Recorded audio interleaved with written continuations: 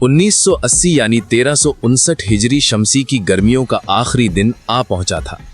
22 सितंबर यानी 31 शहरीवर की सुबह 10 बजे गीलाने गर्ब की जानिब से सद्दाम हुकूमत की तरफ से ईरानी सरजमीन पर बमबारी की इत्तलात मौसूल हुई। इन इब्तिदाई घंटों में ये वाज़ेह नहीं था कि क्या वाक़या पेश आया है और उसकी वसअत क्या है। दोपहर 1:30 पर ईलाम और दहलोरान से भी बमबारी की रिपोर्टें तेहरान पहुंची।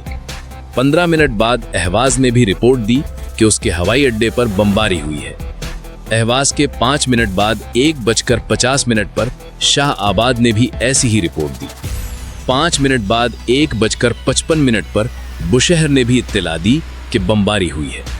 ठीक दोपहर 2 बजे दिसफूल के फजाई अड्डे पर भी बमबारी हो चुकी थी। फजाइया की राहदारियों में हर तरफ खलबली मची हुई थी। क्या हुआ था? ऐनी शाहिदीन ने जैतूनी रंग के मिग तैयारे देखे थे जो ईरान की फिजाओं में गोते लगा रहे थे और बम गिरा रहे थे। दिसफूल के फजाई अड्डे पर बमबारी को 20 मिनट गुजरे थे कि वही जैतूनी रंग के मिग तेहरान के आसमान पर भी नमूदार हुए। मेहराबाद हवाई अड्डे की तरफ से स्याह धुआं बुलंद हो रहा था। बिल्कुल इन्हीं लम्हात में Ayatollah Syed Ali Khamenei Mehrabad हवाई अड्डे के करीब जनरल फैक्ट्री में मजदूरों से गुफ्तगू के मुंतजिर थे।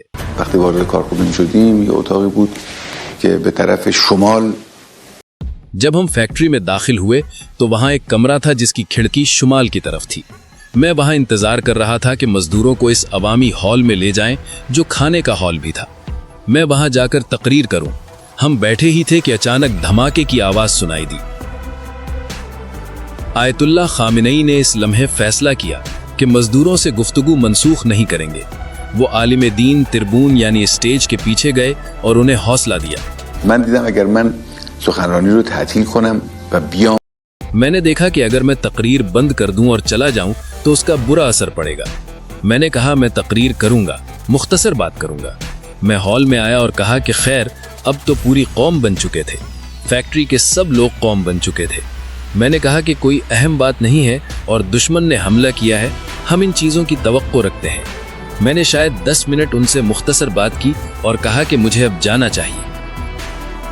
उस वक्त तक आयतुल्लाह खामेनेई ने रूहानियत यानी उलमा का लिबास पहन रखा था। वो लिबास जो उन्होंने लड़कपन से पहन रखा था, लेकिन वो नहीं जानते थे कि तकदीर ने उनके लिए एक और लिबास भी सी रखा है। मेरे जहन में आया कि खैर इस जब्बा और दस्तार के साथ तो महाज पर नहीं जा सकता, अपना लिबास बदल लो। मैंने चमरान से मशवरा किया और कहा, आगाए चमरान, कैसा रहेगा अगर मैं फौजी लिबास पहन कर आऊं? उन्होंने कहा, बहुत आली है, बहुत अच्छा है। मैंने भी देर नहीं की, गया और एक सिपाही का लिबास लिया।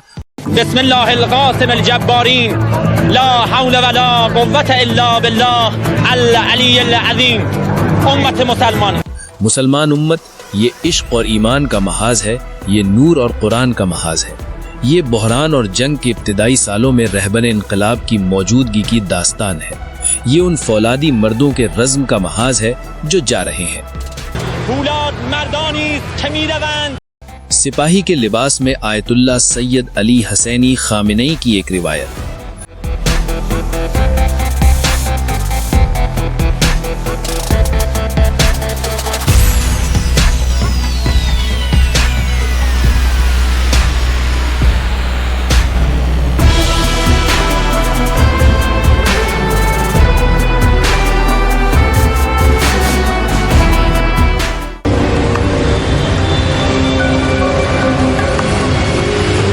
आठ फरवरी 1979 यानी 19 बहमन 1357 को फजाइया के अहलकारों की एक बड़ी तादाद सिविलियन लिबास में अलवी मदरसे आई और फिर फौजी वर्दी पहन ली। इमाम खिड़की के पीछे आए और फौजी अहलकारों ने भी इमाम की तरफ रुख करके फौजी सलाम पेश किया। उनका फौजी सलाम एक नए कमांडर को तस्लीम करना था। आयतुल्लाह खामेनेई इस तारीखी लम्हे के गवाह थे, वो लम्हा जिसने साबित किया कि इनकलाब के मुश्किल दिनों में फौज पर भरोसा किया जा सकता है।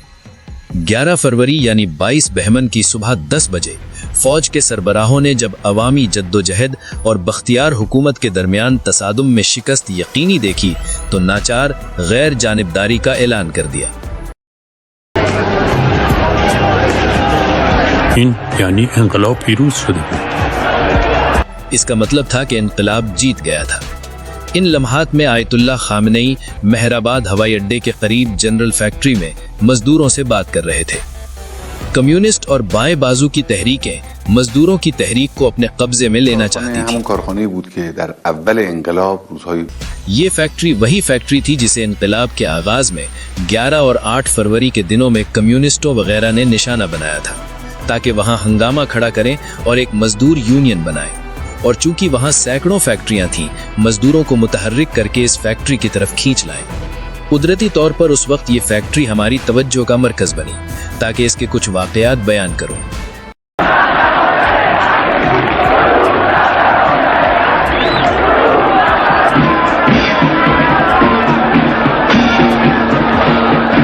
انقلاب کی کامیابی کے بعد میجر جنرل قرنی، جو فوج کے انقلابی افسروں میں سے تھے، انقلابی فوج کے مشترکہ عملے کے جوائنٹ سٹاف کے سربراہ مقرر ہوئے۔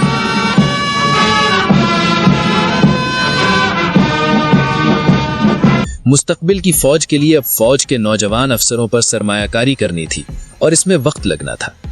ابھی بائیں بازو کے بعض منحرف گروہوں جیسے چریک ہے فدائی خلق اور منافقین MEK نے علناً مطالبہ کیا تھا کہ فوج کو ختم کر دیا جائے۔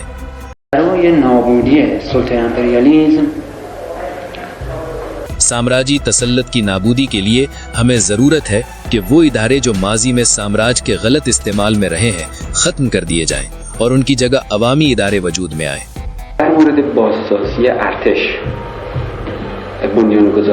فوج کی تعمیر نو ایران کی نئی انقلابی فوج کی بنیاد رکھنے اور حکومتی ڈھانچے کی بحالی کے حوالے سے فدائی خلق تنظیم 3 مسائل مطرح کرتی ہے۔ پہلا یہ کہ یہ بیوروکریسی، سرکاری مشینری اور یہ شاہی فوج جو شاہ کی انفرادی آمریت، سامراجی تسلط اور خطے کے ممالک پر جارحیت کی خدمت میں تھی۔ امریکی سامراج کے جاسوسی ادارے یہاں تھے اور ان میں سے کوئی بھی عوام کے مفاد میں نہیں تھا، لہٰذا اسے مکمل طور پر ختم کر دینا چاہیے۔ امام خواستار ماندن ارتش برای کشور امام ملک اور انقلاب کے لیے فوج کے رہنے کے خواہش مند تھے۔ فوج کے بارے میں بہت اہم مسئلہ یہ ہے کہ فوج اپنے موجودہ نظام کے ساتھ، یعنی وہ تعلقات اور ضوابط جو اس کے مختلف افراد کے درمیان ہیں، اب اسلامی پہلو بالکل نہیں رکھتے اور برقرار نہیں رہ سکتے۔ ایسا نہیں ہے کہ لوگ نہ ہوں، مسلمان لوگ نہ ہوں، نچلے درجے کے لوگ اب اس کرپشن میں نہیں ہیں جس میں اوپر والے تھے۔ کرپشن جو کچھ بھی تھی وہ پہلی کلاس یعنی اعلیٰ افسران کی تھی، یہ نچلی کلاس وہ کرپشن نہیں رکھتی۔ اب ایسا نہیں ہو سکتا تھا کہ ہم کہیں فوج ختم، ہمارے پاس کچھ نہیں ہے، ہم اسے بنا نہیں سکتے۔ اب ہمیں اسی فوج کو اسی صورت میں برقرار رکھنا چاہیے، اس پہلی کلاس کو باہر نکالنا چاہیے۔ میجر جنرل سے اوپر کے افسر باہر جائیں، پھر ان نچلے طبقوں کو ایک تنظیم دی جائے، پھر انفرادی طور پر جائزہ لیا جائے۔ اگر کوئی غیر صالح فرد ہے اسے ہٹا دیں، صالح فرد رہے۔ یہ ایسا مسئلہ نہیں ہے جو جلدی حل ہو جائے، مثلاً آج رات یا کل صبح تک ہمارے سارے کام درست ہو جائیں۔ انہوں نے یہ سب خراب کیے اور چلے گئے، اب آپ کو یہ خرابی درست کرنی ہے۔ آپ کی کیا رائے ہے کہ ہم ایک قومی فوج منظم کریں بجائے اس کے کہ اس فوج کو ختم کر دیں؟ یہ تدریجی عمل چاہتا ہے۔ میں عرض کروں کہ یہ آہستہ آہستہ ہوگا آغا۔ یہ اب نہیں ہو سکتا کہ ہم کہیں وہ فوج جس نے نظم دیکھا ہے چلی جائے اور وہ فوج آئے جو بے نظم ہے۔ بے نظمی اب نہیں ہو سکتی، اسے تربیت یافتہ ہونا چاہیے، اسے درست ہونا چاہیے، اسے نظم تلاش کرنا چاہیے اور اس فوج کو اس فوج میں تبدیل ہونا چاہیے۔ لیکن یہ کام ایسے ہی نہیں ہو سکتا۔ آغا، میں آپ لوگوں سے گزارش کرتا ہوں کہ اپنی جوانی کی تیزی کو تھوڑا سائیڈ پر رکھیں۔ میں جانتا ہوں، میں خود بھی جوان تھا۔ جوانوں کی کچھ توقعات ہوتی ہیں، یہ توقعات اس توانائی اور طاقت کی وجہ سے ہوتی ہیں جو ان میں ہے۔ وہ چاہتے ہیں کہ تمام مسائل راتوں رات حل ہو جائیں، ایسا نہیں ہے۔ مسائل میں مشکلات ہے، یہ مشکل ہے۔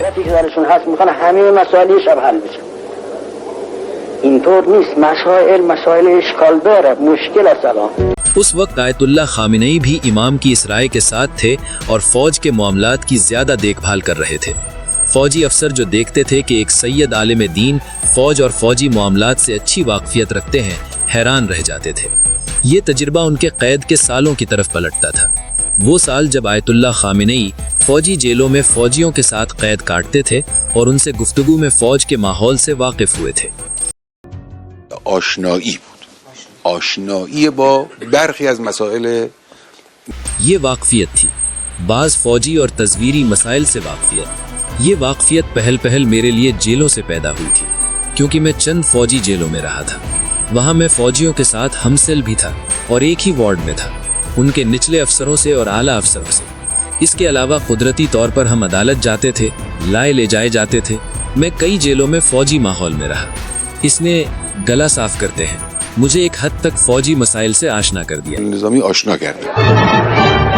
ان واقفیات کا ایک اور رخ بھی تھا، انقلابی علماء کی طرف سے فوج کی حمایت۔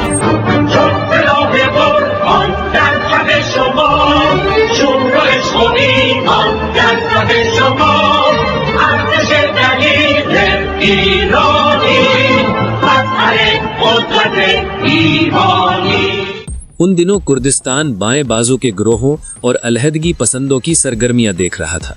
یہ عناصر فوجی چھاونیوں پر حملے کر رہے تھے۔ جنرل قرنی نے فوج کو مزاحمت کا حکم دیا تھا، لیکن عبوری حکومت فوج کے برعکس مذاکرات اور سمجھوتا کر کے کردستان کے علیحدگی پسندوں کو رعایتیں دینا چاہتی تھی۔ قرنی پر سیاسی دباؤ بہت زیادہ تھا۔ انہی مشکل دنوں میں آیت اللہ خامنئی نے قرنی سے ملاقات کی۔ اون اوائل کار من گفتم به قرنی که من خیلی دوست می‌دارم این لباس۔ شروع میں ہی میں نے قرنی سے کہا کہ مجھے اس لباس سے بہت محبت ہے، اور اگر ایسا نہ ہوتا کہ میں مصروف ہوں اور عالم دین ہوں تو میں تمہارے پاس آ جاتا اور تمہارے ساتھ فوج میں کام کرتا۔ مجھے کوئی عہدہ بھی نہیں چاہیے تھا، صرف ایک ستارہ میرے لیے کافی تھا۔ قرنی نے کہا اگر آپ آئیں گے تو میں آپ کو شروع سے ہی کرنل بنا دوں گا۔ اس وقت کرنل کا عہدہ بہت اونچا تھا۔ اس درجه سرهنگی بهت میدم۔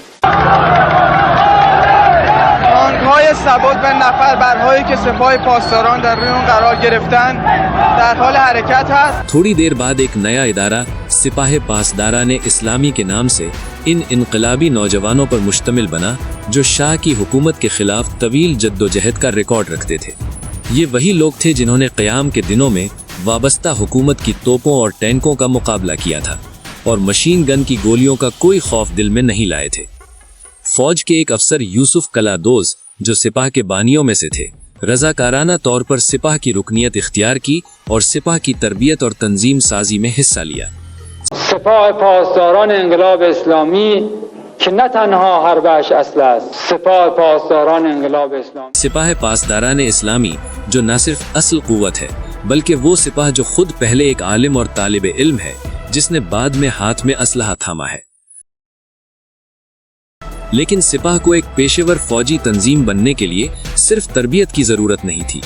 27 مارچ 1979 یعنی 7 فروری 1358 کو آیت اللہ خامنئی نے امام کی طرف سے انقلابی کونسل کے اجلاس میں مختلف مسائل مطرح کیے تاکہ یہ ادارہ ایک سرکاری اور پیشہ ورانہ تنظیم کی شکل اختیار کر سکے، خاص طور پر جب پاسداران کردستان میں ایران کی سرحدوں کے محافظ بن چکے تھے اور علیحدگی پسندوں کے خلاف لڑ رہے تھے۔ قرنی پر جو دباؤ تھا اس کے نتیجے میں آخرکار بازرگان نے قرنی کو اسلامی جمہوریہ ایران کی فوج کے جوائنٹ سٹاف کی سربراہی سے برطرف کر دیا۔ تھوڑی دیر بعد منحرف گروہ فرقان نے، جس نے اسلام کو مارکسی نظریات کے ساتھ ملا دیا تھا، قرنی کو قتل یعنی ترور کر دیا۔ فرقان گروپ نے قرنی کو تہران میں ولی اثر اسکوائر کے قریب ان کے گھر میں شہید کر دیا۔ قرنی انقلاب کی تاریخ میں پہلے دہشت گرد کے شہید تھے اور شہادت کے بعد انہیں لیفٹیننٹ جنرل کے عہدے پر ترقی دی گئی۔ انہیں حضرت معصومہ علیہ السلام کے حرم میں دفن کیا گیا۔ در جبی که طاغوت اصرار داشت، اس ماحول میں جہاں طاغوت یعنی باطل قوتیں تمام انسانی اور اسلامی بنیادوں کو بھلا دینے پر بضد تھیں اور جہاں اسلام اپنی جھلک دکھاتا وہاں وہ سازش اور تحقیر پر اتر آتے۔ میں نے اکثر دیکھا کہ وہ یعنی قرنی ہمیشہ شدید افسوس کے ساتھ کہتے تھے کہ یہ لوگ سورج پر مٹی ملنا چاہتے ہیں اور دنیا کو اسلام کی حقیقت کے نور سے محروم رکھنا چاہتے ہیں۔ زہ تصور باطل زہ خیال محال۔ تصور باطل زہی خیال محال۔ فرقان گروپ نے تھوڑی دیر بعد آیت اللہ مطہری کو بھی شہید کر دیا تاکہ سب پر واضح ہو جائے کہ اس نئی جنگ میں علماء اور فوج واقعی ایک ہی مذہب پر ہیں۔ کاملا به این نکته توجه کنید، دشمن ما با کشتن مطهری خود رو رسوا کرد۔ اس نقطے پر پوری توجہ دیں۔ ہمارے دشمن نے مطہری کو قتل کر کے خود کو رسوا کر دیا، خود کو بے نقاب کر دیا، اپنا تعارف کرا دیا۔ مطہری کا مخالف کون ہے؟ اس عظیم استاد کی شخصیت کے پہلوؤں میں سب سے اہم عنصر اسلام کی اصل اور دقیق لکیر پر چلنا تھا۔ دقیق اسلام حرکت کردن 22 मई 1979 यानी यकुम खुर्दाद 1358 को उबूरी हुकूमत के वजीर आजम बाजरगान इमाम से मुलाकात के लिए कम गए। इस मुलाकात में इमाम ने फौज से आने वाली बाज रिपोर्टों पर तशवीश का इजहार किया था। बाजरगान ने फैसला किया कि फौज के जॉइंट स्टाफ का दौरा करें। ये तस्वीर उसी दिन से मुताल्लिक है। आयतुल्लाह खामनेई बाजरगान के साथ फौज के जॉइंट स्टाफ का मुआयना कर रहे हैं। ये आयतुल्लाह खामनेई का जॉइंट स्टाफ का पहला दौरा था, जहां उनका पहली बार एक ज़हीन ब्रिगेडियर जनरल से सामना हुआ, ब्रिगेडियर फलाही। فلاحی آدم محترم و چیزی بود. یه سفر با هم میرفتیم چابهار. ماه رمضان بود. फलाही एक मोहतरम इंसान थे। एक बार हम इकट्ठे चाबहार जा रहे थे, रमजान का महीना था। हवाई जहाज में मुसाफिर थे, खाना लाए और सब ने खाया, लेकिन फलाही ने नहीं खाया। हमने कहा, आकाए फलाही आप क्यों नहीं खा रहे? उन्होंने कहा, मेरा रोजा है। मैंने कहा, आप तो सफर में हैं। उन्होंने कहा, ये मेरा पेशा है, मैं मुस्तकिल सफर में रहता हूँ, ये मेरा काम है, मैं रोजा नहीं छोड़ता। फिर उन्होंने मुझसे कहा कि 6 साल की उम्र से अब तक मेरा कोई रोजा कज़ा नहीं हुआ।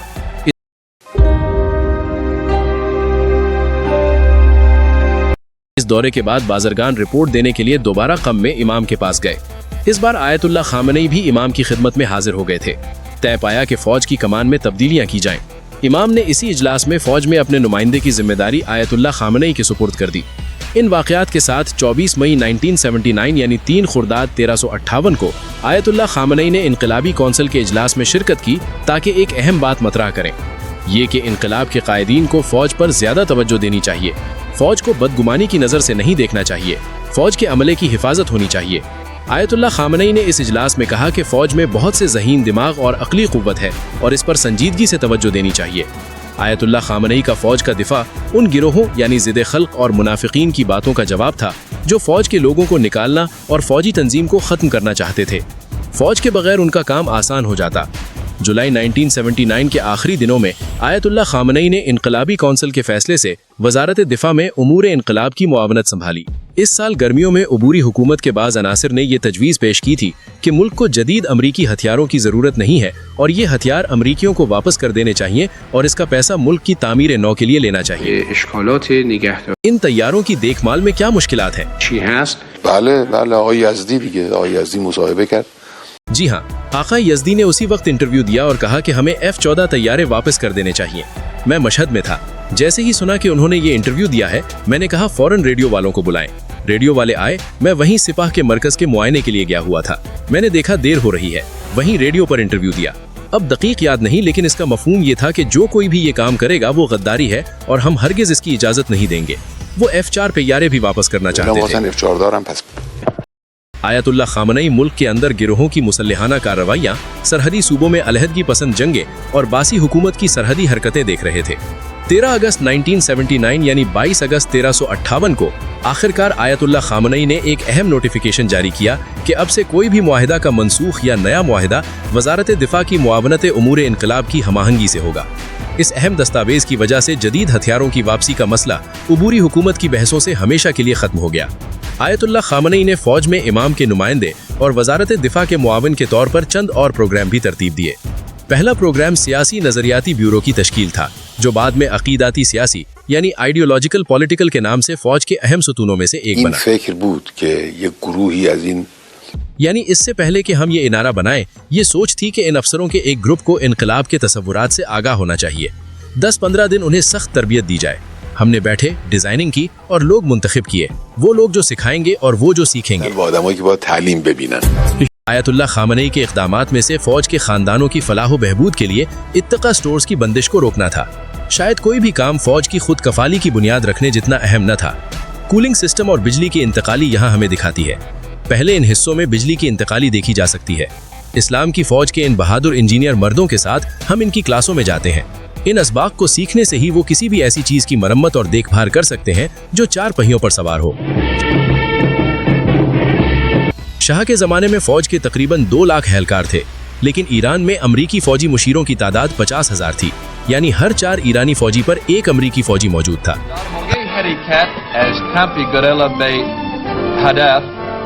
مهمترین عمل چیه؟ مهمترین عامل تامینه. بله. بیاگره من هم تامین مهمترین عمله.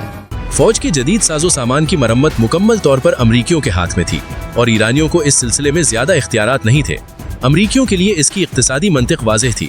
ज्यादा मुशीर और उन पर ईरान का ज्यादा इन्हिसार, यानी अमरीकियों के लिए ज्यादा पैसा। अमरीका न सिर्फ असलहा बेचता था बल्कि असलहा की मरम्मत के लिए भी दोबारा पैसे लेता था और ईरान में अपने 50,000 फौजियों के लिए रोजगार पैदा कर रखा था। इसके साथ साथ फौजी साजो सामान के तकनीकी राज भी उनके पास महफूज रहते थे और ईरानी इन आलात के पसे मंजर तकनीकी मामलात से बेखबर रहते थे। ये सूरत हाल इनकलाब के बाद भी जारी रही, लेकिन जब 18 सितंबर 1979 यानी 27 शहरवर 1358 को तकी रियाही वजारत दिफा से इस्तीफा देते हैं और डॉक्टर चमरान वजीर दिफा बनते हैं, तो अमरीकी मुशीरों को निकालने के मामले में तेजी आती है। अब असल मसला फौज की खुद कफाली का था। آمدن پیش من گفتن ما میتونیم بسازیم. این خیلی جدید بود. लोग मेरे पास आए और कहा हम खुद बना सकते हैं। ये सब के लिए बहुत नई बात थी कि फौज के अंदर वो चीजें बना सकें। हमने कुछ इजलासों में बैठे और उन्होंने मुझे तजवीज दी कि इस काम के लिए एक इदारा बनाए। मैंने कहा कोई हर्ज नहीं। हमने एक इदारा बनाया और इसका नाम जिहाद खुद कफाई रखा। जिहाद खुद कफाई अपने आगाज और तरक्की में बिल्कुल बाहर पर निर्भर नहीं था। इसका फलसफा ही ये था कि एक खुद मुख्तारी पैदा करे और इसे किसी जगह पर तकिया नहीं करना था। جای اتکا پیدا کنه. It was another small victory for the activists who are fully backed by their country's supreme ruler, the Ayatollah Khomeini. इसी मौके पर इनकलाब के बाद की सबसे बड़ी तब्दीली आ पहुंची। खते इमाम के तलबा के प्रोग्राम से ईरान के सबसे बड़े दुश्मन का जासूसी अड्डा यानी अमरीकी सिफारत खाना कब्जे में आ गया। حالتون خوبه؟ موفق باشید. مثل اینکه شما خوب فارسی صحبت میکنید. सलाम, आपका क्या हाल है? बहुत शुक्रिया, कामयाब रहें। ऐसा लगता है आप अच्छी फारसी बोलते हैं। जी, बोलनी तो पड़ेगी। मुताले के लिए चीजें हैं? जी, किताबें हैं। सेहत की सूरत हाल कैसी है? सेहत ठीक है, कोई मसला नहीं। हम नहाते हैं, यहाँ कपड़े धोने की मशीन वगैरह भी है। क्या आप इस कमरे में अकेले हैं? खैर, जो बच्चे यहाँ हैं वो बुरे मेजबान नहीं है, लेकिन गला साफ करते हैं। एक मसला ये है कि बहुत ज्यादा तारुफी है। जाहिर है ये ईरानियों की खुसूसियत है कि जब मेहमान आता है तो वो नहीं चाहते कि मेहमान जाए, वो चाहते हैं कि मेहमान ठहरा रहे। मैं कहता हूँ बस है, वो कहते हैं नहीं आका और ठहरे। मैं कहता हूँ जबरदस्ती है कि और ठहरूं। इस ज्यादा तकल्लुफ से कभी कभी आदमी परेशान हो जाता है, थक जाता है। अलबत्ता ये बच्चे हरगिज नहीं चाहते कि आप यहाँ रहें। इसके बरक्स जो मुझे मालूम है, ये बच्चे भी और ईरानी कौम भी, क्योंकि ये बच्चे खुद नहीं है बल्कि ये दरअसल अवामी जज्बात की एक मिसाल है। ये नहीं चाहते कि आप यहाँ रहें बल्कि चाहते हैं कि जल्द अज जल्द चले जाएं। लेकिन इसकी चाबी इनके हाथ में नहीं है, हमारे हाथ में भी नहीं है, बल्कि उन लोगों के हाथ में है जो एक कौम के बरहक मुतालबे का जवाब देने को तैयार नहीं है। क्या आप इस बात की तस्दीक करते हैं कि मोहम्मद रजा पहलवी को यहाँ आना चाहिए और इस पर मुकदमा चलना चाहिए? जी, इस बारे में मेरा कोई हर्फ नहीं है। यानी मैं समझता हूँ कि हर मुनसिफ आदमी इस बात को वाज़े तौर पर समझ सकता है। जी, वो मुजरिम है। हाँ, इसे यहाँ आना चाहिए और मुकदमा चलना चाहिए, इसमें कोई शक नहीं है। این تصدیق میکنید شما که محمد رضا پهلوی باید بیاد اینجا محاکمه بشه؟ من که حرفی ندارم در این مورد. یعنی فکر میکنم هر آدم منصفی این مسئله رو خیلی روشن میتونه بفهمه. اون مجرمه. باید بیاد اینجا خب محاکمه بشه. تو اون که شکی نیست. یعنی اون در مجرم بودن اون که شکی نیست. जासूसी अड्डे पर कब्जे के साथ ही उबूरी हुकूमत ने इस्तीफा दे दिया। सिपाह की तासीस को चंद महीने गुजर चुके थे, लेकिन उबूरी हुकूमत ने सिपाह की मदद में कोई मौसर किरदार अदा नहीं किया था। अब इनकलाबी कौंसिल की जानिब से और सिपाह के मयार को बेहतर बनाने के लिए 24 नवंबर 1979 यानी 3 आज़र को सिपाह की सरबराही आयतुल्लाह खामनेई के सुपुर्द कर दी गई। उन्हीं दिनों आयतुल्लाह खामनेई ने कुर्दिस्तान में अलहदगी पसंदों का मुकाबला करने के लिए मगरबी सिपाह के कमांडर मोहम्मद बरूजर्दी से कहा कि वो कुर्द लोगों के साथ वसी ताल्लुकात कायम करें। इन ताल्लुकात के नतीजे में मुस्लिम कुर्द पेशमरगा ग्रुप कायम हुआ। पेशमरगा उन कुर्द लोगों पर मुश्तमिल था जो इनकलाब के मकासद के लिए इन अलहदगी पसंद ग्रुपों के खिलाफ लड़ रहे थे।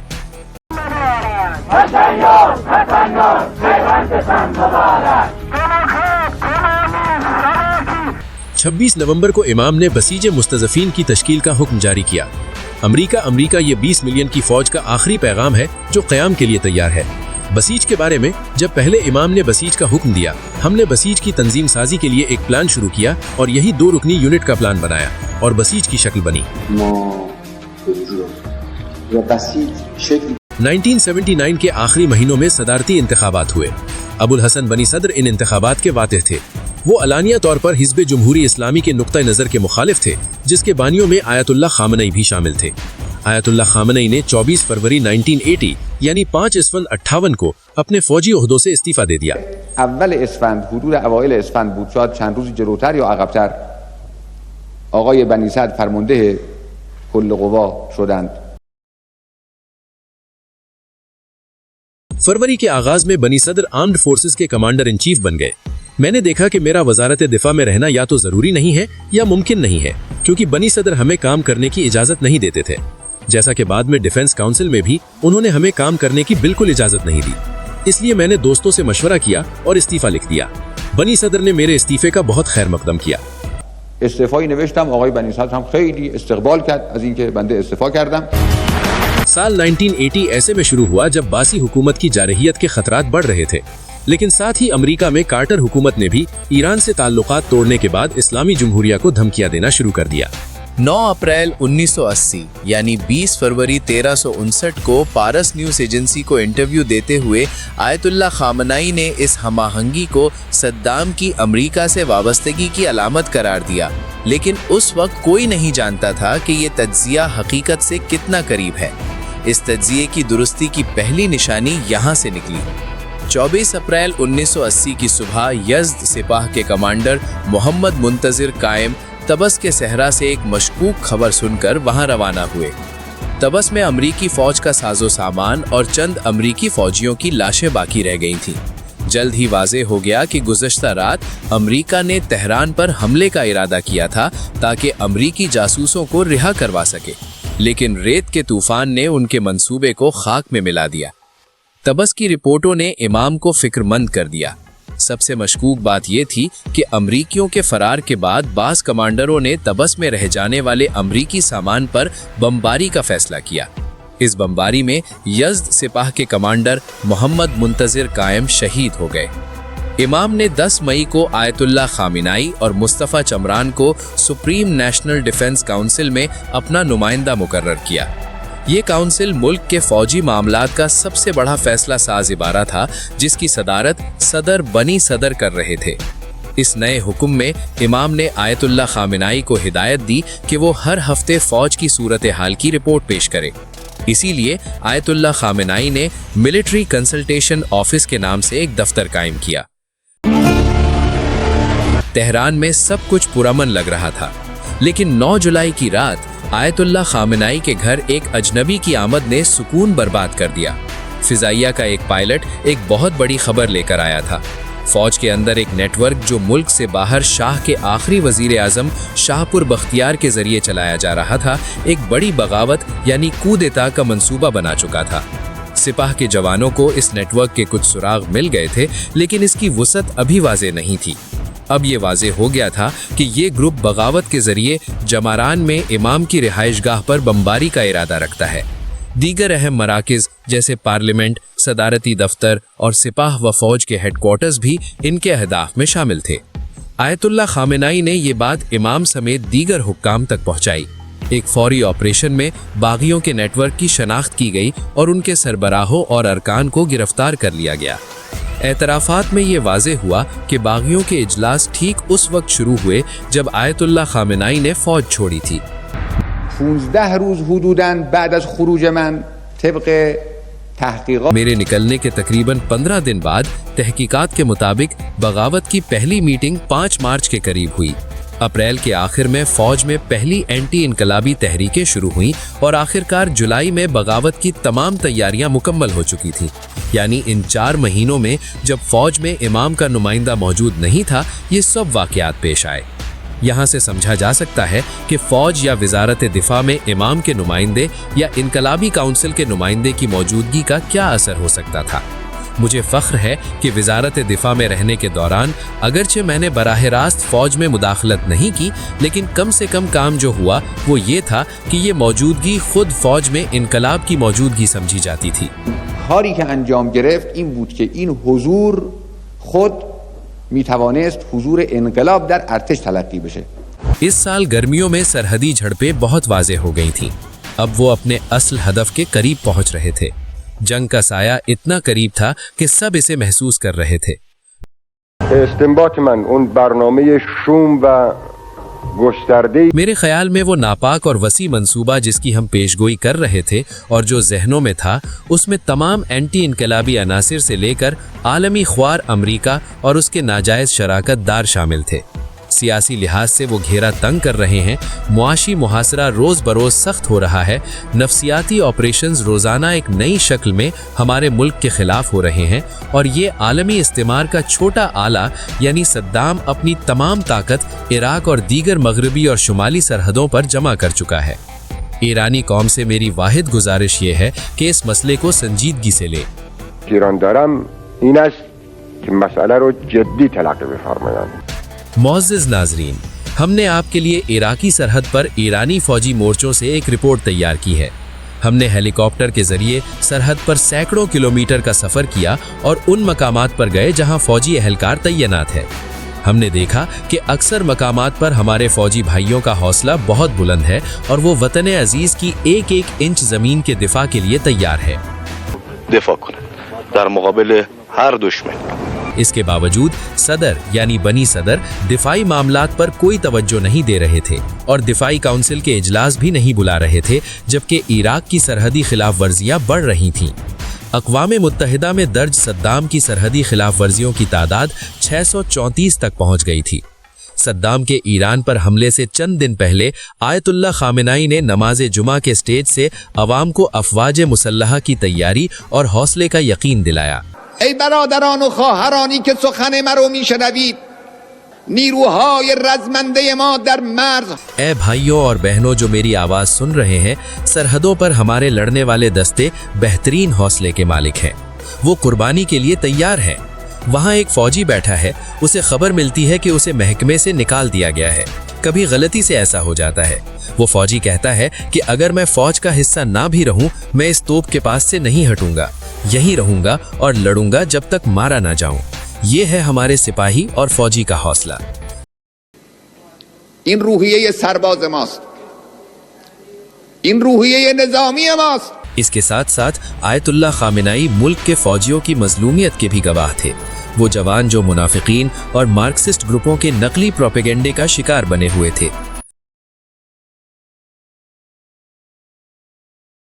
अवाम कहते हैं मुनाफिकीन मुर्दाबाद। इनकलाबी होने का दावा करने वाले बाज लोग एतराज करते हैं कि अमरीका मुर्दाबाद का हो, जबकि मुनाफिकीन अमरीका की उंगलियां हैं, कोई फर्क नहीं है। फिर वो खुद गलियों में निकलते हैं जिनमें थोड़ी हिम्मत होती है, क्योंकि अवाम ये बातें बर्दाश्त नहीं करते। वो हिमाकत करते हैं और नारा लगाते हैं। क्या ये नारा अमरीकी नहीं है? आज वो पासदार और फौजी जो इस तरह फिदाकाराना लड़ रहे हैं, इस खित्ते में अमरीका के सबसे बड़े दुश्मन हैं। जो कोई भी उनके खिलाफ कोई हरकत या बयान देगा, उसने अमरीका के फायदे में काम किया। هر کسی علیه اینها هر گونه حرکتی و عملی و اظهاری بکند به سود امریکا کار کرد. 22 सितंबर 1980 को आयतुल्लाह खामेनाई दोबारा जनरल फैक्ट्री पहुंचे, जहां उन्होंने इनकलाब की कामयाबी का लम्हा गुजारा था। ये लोग मेरे इस तारीख से दोस्त बन गए थे। इस फैक्ट्री के मजदूर मुझसे मिलने आते थे और दावत देते थे। मैं एक दो बार इस फैक्ट्री गया था। उस दिन भी उन्होंने मुझे तकरीर के लिए बुलाया था। वो अभी नहीं जानते थे कि इस बार भी उनकी मौजूदगी ईरान की तारीख के एक और अहम लम्हे से जुड़ जाएगी। वो एक कमरे में मजदूरों के जमा होने का इंतजार कर रहे थे, लेकिन अचानक दरो दीवार लरज उठे।